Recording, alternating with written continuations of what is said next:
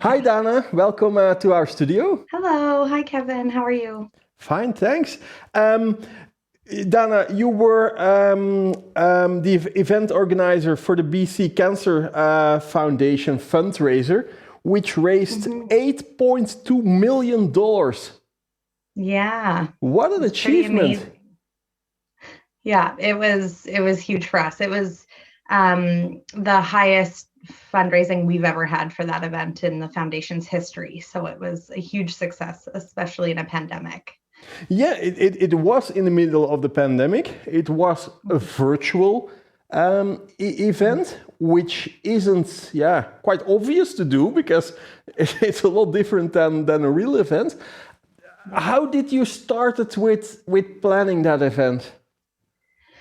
Oh, that's a great question. So, the fundraising events or signature events at the foundation are committee led. So we had an outstanding committee of about 17 leading business and philanthropic community members who all pitched in so many ways. Those events absolutely could not happen without them. So we thankfully had the luxury of time. The gala wasn't until November, and the pandemic obviously hit in Canada, in Vancouver in March more so. Mhm. Um, so we had a lot of internal discussions on whether or not we would even move forward with the event.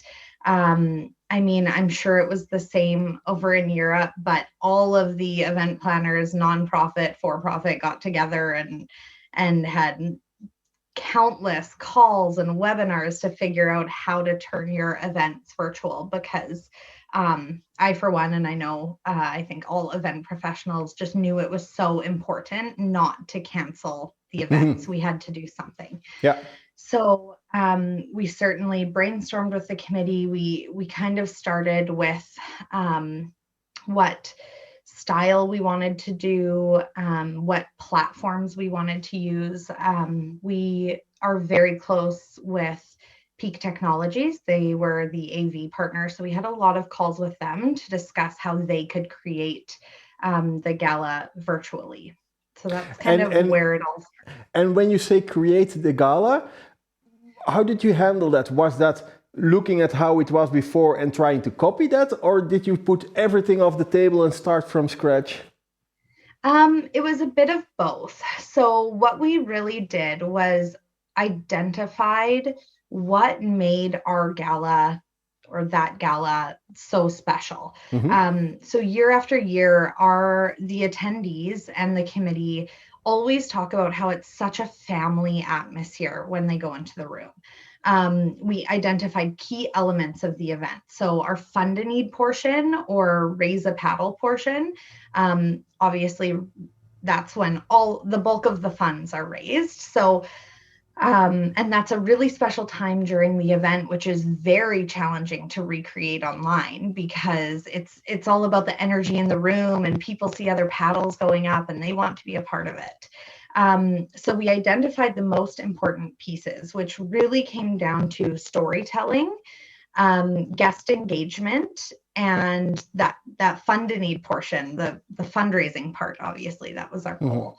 Um, we or the foundation has never really had entertainment at the gala in the past. They always had an after party.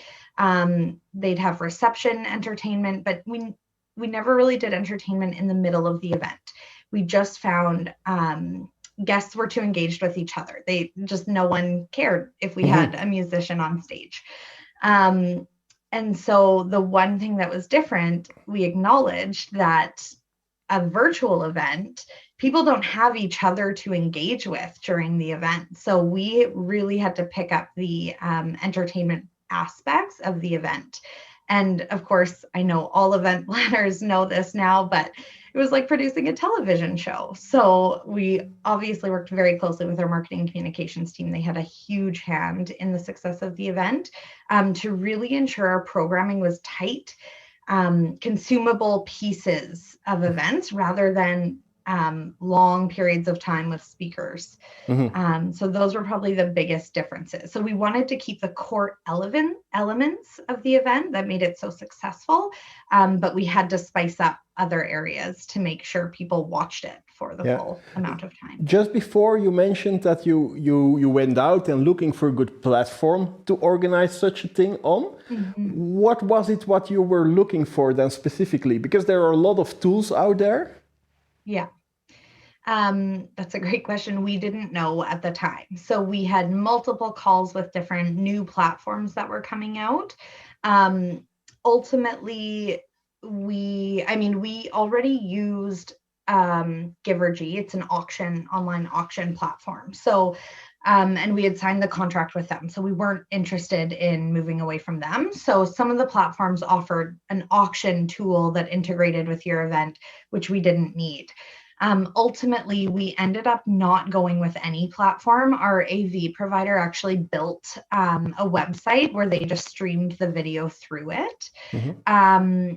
And I think the biggest piece in terms of guest engagement, the MC that we had been our MC for 5 years in a row. She was previously the chair of the Inspiration Gala committee. And so she really brought that element in where she could start naming people she knew were watching.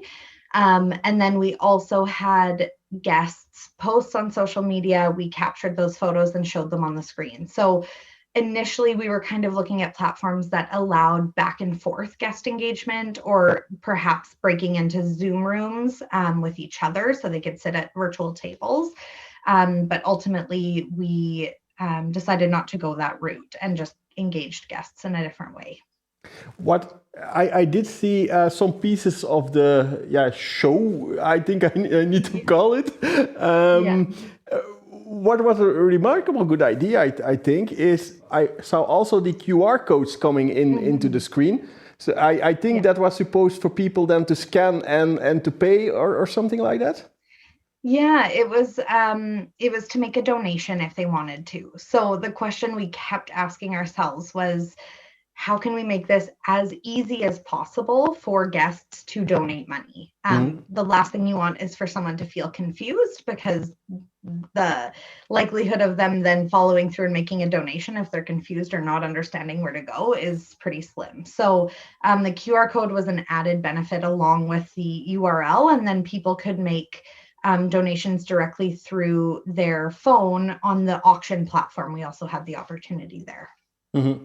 And do you have afterwards? Do you have any information on how many times the QR codes were used? It actually wasn't too often. It was a handful of times, less than 20 times. Okay. And I think it was just because we made it so accessible for people to donate through their phones on our auction platform as well.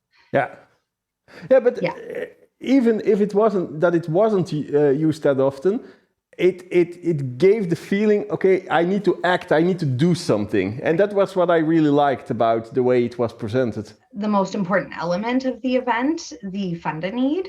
So we completely changed our strategy with, well, not completely. We changed the strategy with that, which is how, $8.2 million was raised. Our initial goal at the beginning of the pandemic and when we were just starting out was $1 million.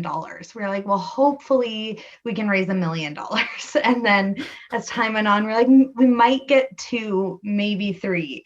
So the outcome was absolutely amazing. Like everyone was so pleased with that. From your experience, what made that this event raised so much more than expected? So I might be sharing trade secrets. I don't know if everyone knows this, but very rarely will you find at a fundraising gala someone donating $1 million spur the moment. They just decided to donate $1 million. That rarely happens. I think it's happened one time in the history of the foundation. So typically in years past, our internal fundraisers, the BC Cancer Foundation frontline internal fundraisers, work with donors to secure those large gifts ahead of the event. So they work with them. We choose a different fundraising focus, so a different cancer type every year, which attracts different donors, different committee members. And so our fundraisers work with these donors for months leading up to the gala, gifts ranging from $25,000 to $1 million. And so typically on the night of the event, we know we'll have maybe 5 or 6 large gifts coming in, anywhere again from 25,000 to $1 million. Yeah. And if it's above 250,000 or above, we typically plan something special to announce that gift or really put a spotlight on that person when they raise their paddle. And then the rest of the funds, which ends up totaling millions of dollars, come in because of the energy in the room. Again, so they see someone raise their paddle for $1 million. One year we had 2 $1 million paddles raised, which was extremely exciting. That's what gets the energy going, and people start raising their paddles, and they'll tell us after, they're like, I wasn't planning on donating that much, but I'm so happy I did. I heard that story. We always share a very, very impactful story right before that portion of the event. So that was kind of everyone's biggest concerns. Our committees, the internal staff, our executive team, they were like, how will you recreate the fund a need moment? Like, you can't, it's on a screen, you can't. So our strategy changed from our fundraisers going for those $25,000 plus gifts to all levels of gifts, anything $1,000 and above. We had one main fundraiser. She's the senior director of development, who actually sits on the committee, builds those committee relationships. And she really led the team of internal fundraisers and motivated them. We kept in contact throughout the entire process. It must have been 6 months long, encouraging them to continue to fundraise. So by the time the gala came, we actually had pre-confirmed, oh my goodness, it may have been close to 100 gifts, like 75 or 80 to 100 gifts. And another piece of this is a lot of the gala crowd. It's not a lot, but it's a bit of an older generation. The gala has been around for 17 years. We have a lot of longtime supporters. The founders of the gala actually sit on the committee still today. So again, we didn't want to confuse people. We didn't want people to feel panicked, because normally at the in-person event, they say, okay, I'm going to donate 25,000. And we say, great. During the fund a need, when you hear 25,000, raise your paddle.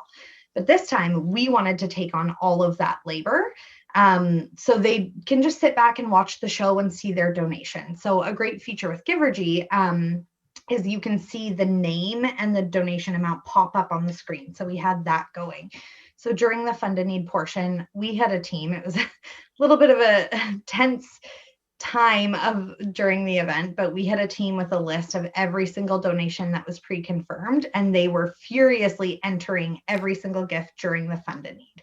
So during the fund a need, what guests saw who didn't know that some of these gifts were pre-confirmed was just a flood of donations coming up. Again, I think the highest one on the screen was, I think about 250,000. We had a couple of those. So those were popping up. We had an excellent auctioneer making it really exciting, interacting with our MC. And because of that encouraged more giving, because I received a text message from a committee member going, I want to see my name on the screen. I'll donate this. And I think it was $10,000. So that was really the goal, again, to create that excitement without people in the room. So we pre-confirmed a large amount of donations, which raised quite a bit of money. And then we had additional gifts coming in during that time. And then one other thing is very key to note. We had one extremely generous donor confirm a $5 million gift right before the event. So Tuesday before the event, we scrambled to hire a videographer. This is obvious. It's the largest gift the gala has ever had. It's the largest gift to breast cancer research the foundation has ever had by an individual. So we created a very special video that was played again right before that fund a need to help inspire others to really go dig deeper in their pockets to give more. It's a fantastic story, and I'm hanging on your lips when you're talking about this. But if you look back now, and is there anything you would do different, knowing what you know right now? That's a great question. Yes, probably lots. I think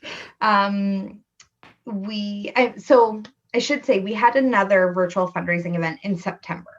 So we did learn, that was our first fundraising signature event. It's called Hope Couture. It's a luncheon and fashion show, and that raised 1.75 million. We had a lot of learnings from that. So thankfully, we did have time from September to November to tweak how we were doing things and implement changes. Something we failed to do, and I'm not sure why, in the budgeting, because we were budgeting back in March. No idea what goes into a virtual event, is invest more in video.